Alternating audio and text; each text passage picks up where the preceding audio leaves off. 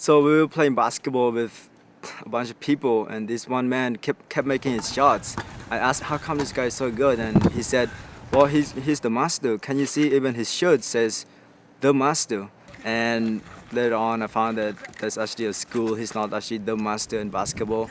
There's a school named the Masters College.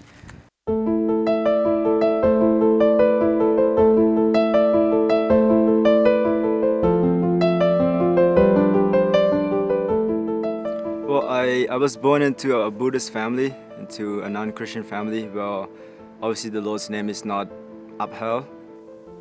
My mom couldn't take care of us, so she packed up and left, and I was on the streets for almost 2 years, eating mostly birds, but occasionally snakes and pretty much whatever I can find that is moving and edible.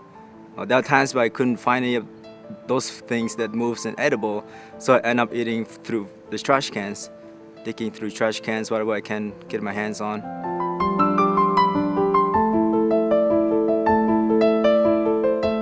Really, the biggest thing that transitioned me from not knowing Christ at all to knowing Him was when I moved into an orphanage by the name of Asian Hope.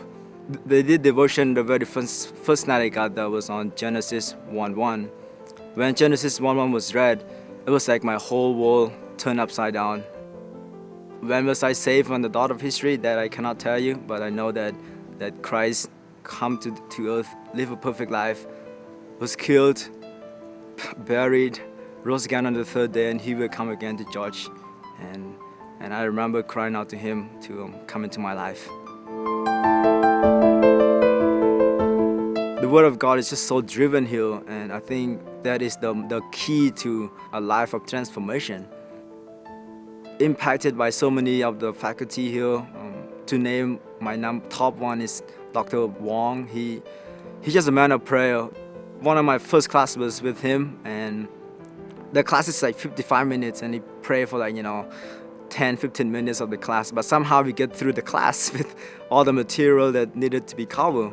And I just remember after the first week, I was just so impacted by that. I went to him and I asked him, "Dr. Wong, can you be someone who disciple me? Someone who watches over me while I'm here?" And he said yes, and thus began our discipleship, our relationship. And through that, I think it's one of the biggest things that helped me grow. Well, I'm looking forward to leading a team back to Cambodia. Actually, the trip has been confirmed, so I'm hoping to begin to recruit next year as my senior year. Take a team back, so immediately have something to work with. But for the long term, I want to work with the church in ministry, church planting or Bible translation or translating books or write. I definitely want to invest in other men so that they would be ready to take the place for the church.